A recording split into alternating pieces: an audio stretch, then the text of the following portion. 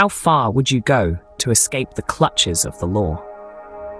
That's a question John Dillinger might have asked himself time and time again. Known as one of the most notorious bank robbers in American history, Dillinger's name has become synonymous with audacity and cunning tactics. Born into a middle-class family in Indianapolis in the early 20th century, Dillinger's early life was far from extraordinary. But as he grew older, his life took a turn towards the criminal. It's hard to pin down the exact moment when Dillinger decided to cross the line, but it's clear that once he did, there was no turning back. Dillinger's criminal career began with petty thefts and small-time scams, but he quickly graduated to more audacious acts. Robbing banks became his specialty, and his knack for evading the law earned him a reputation that spread far and wide. But what set Dillinger apart from other criminals of his time was not just his audacity, but the cunning tactics he used to outsmart the law enforcement agencies of his time. He was known for his meticulous planning, his attention to detail, and his ability to think on his feet. In a time when technology was not as advanced as it is today, Dillinger managed to stay one step ahead of the law, evading capture time and again. His audacious acts were not just limited to bank robberies. He managed to escape jail twice, using tactics that were as bold as they were ingenious. As we prepare to delve deeper into the life of John Dillinger, expect to be intrigued, shocked, and maybe even a little awed. Dillinger was no ordinary criminal. His audacity, his cunning, and his sheer determination set him apart. His exploits have become the stuff of legend, the tales of his audacity passed down from generation to generation. As we delve into the life of John Dillinger, prepare yourself to be intrigued by the audacious exploits of this infamous outlaw. Imagine finding yourself behind bars. Would you dare to hatch a plan to escape? For John Dillinger, the notorious bank robber, the answer was a resounding yes. His first taste of jail was at the Indiana State Prison, where he was sentenced to 10 years for his part in a botched grocery store robbery. But Dillinger was not one to let prison bars define his destiny. His audacious escape plan began to take shape in his crafty mind. He began by making himself indispensable to the prison workshop, where he learned the art of carving wood. Little did anyone know, this newfound skill was to play a crucial role in his daring escape. Dillinger's ingenuity truly shone when he carved a wooden gun. This wasn't a child's plaything, but a convincing replica, painted black with shoe polish and convincing enough to intimidate the guards. With his faux firearm in hand, Dillinger made his move. Using his wooden gun and sheer audacity, he managed to trick the guards, take them hostage, and seize control of the prison. With the prison under his command, Dillinger didn't stop there. He released several fellow inmates who became his accomplices, and together, they stole the sheriff's car right from the prison parking lot. Their successful escape was a slap in the face of the American justice system. John Dillinger's first escape was a display of sheer audacity and cunning tactics. It was a daring act that would make him a legend in the annals of American crime history. It was a testament to his belief that he was always one step ahead of the law, always ready to take the risk, always ready to dare. Dillinger's audacious escape sent shockwaves through the American justice system, but his escapades were far from over. As we delve further into the life of this notorious figure, we will discover how Dillinger continued to outwit the law, time and time again. Stay tuned, for the saga of John Dillinger is far from over. What would you do if you found yourself back in jail after a daring escape? It's a question that plagued the mind of John Dillinger after his first successful jailbreak. But for a man of his audacity, it was less of a setback and more of a challenge.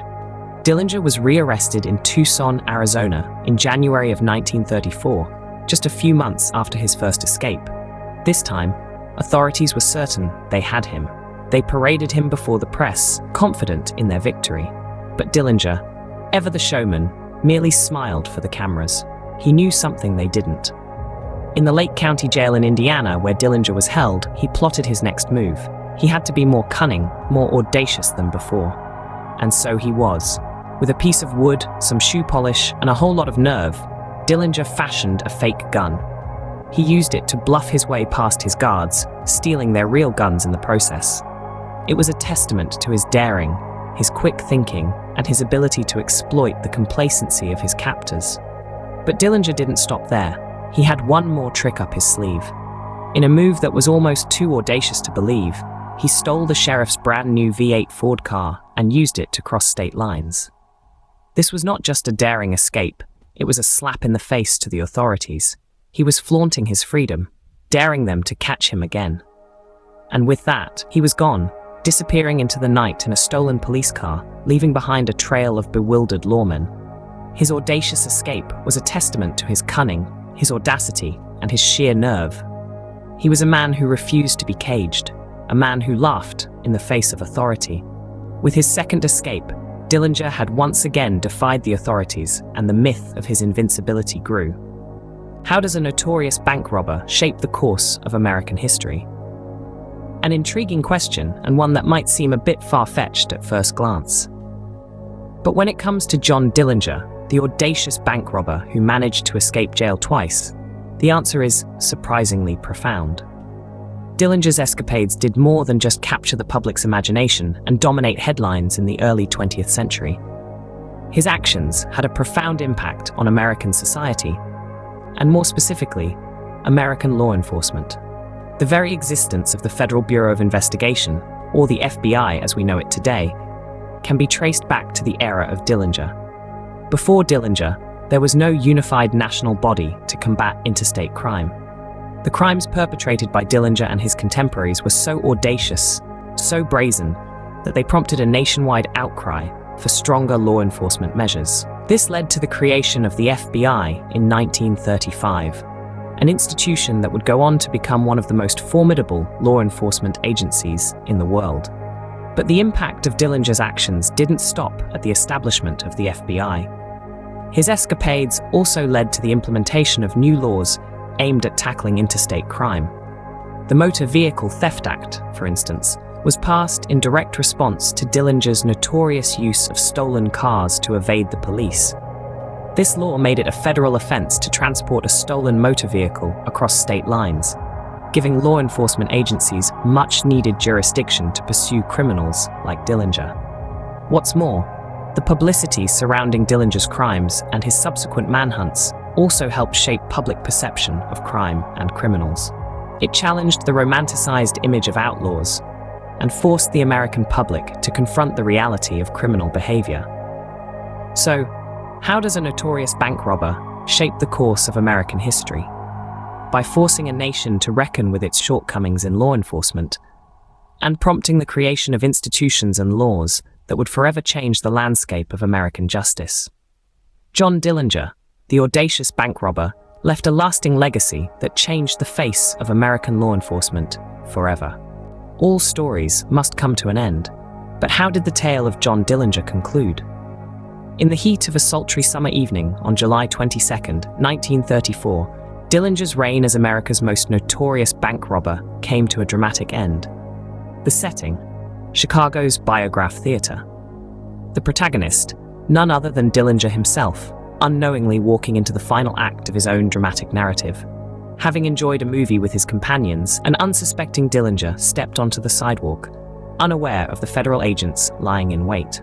The lights dimmed, and the curtain fell on Dillinger's life, as the agents, led by the infamous Melvin Purvis, closed in on him. Amid the chaos, Dillinger attempted one last escape but was gunned down, his life of audacious crime coming to an abrupt end. The news of Dillinger's demise sent shockwaves across the nation. The public, who had been captivated by his daring escapes and audacious robberies, were left in a state of disbelief. The media, having been enraptured by the cat-and-mouse game between Dillinger and the authorities, jumped on the story with a frenzy. Newspaper headlines screamed of Dillinger's downfall, radio broadcasts echoed the news, and the nation mourned the end of an era. Dillinger's death marked the end of the Depression-era's outlaws, but his legend lived on. His audacious life and dramatic death only served to amplify his myth, turning him into a figure of American folklore. A symbol of rebellion, a sign of the times, Dillinger's story was a testament to the era he lived in. His death not only marked the end of his own life, but also the beginning of a new era in law enforcement. The Federal Bureau of Investigation, who had been on Dillinger's trail, gained prominence and power in the wake of his demise, changing the face of crime prevention in America. In life and death, John Dillinger remained an enigma, his audacious escapes forever etched in the annals of American history.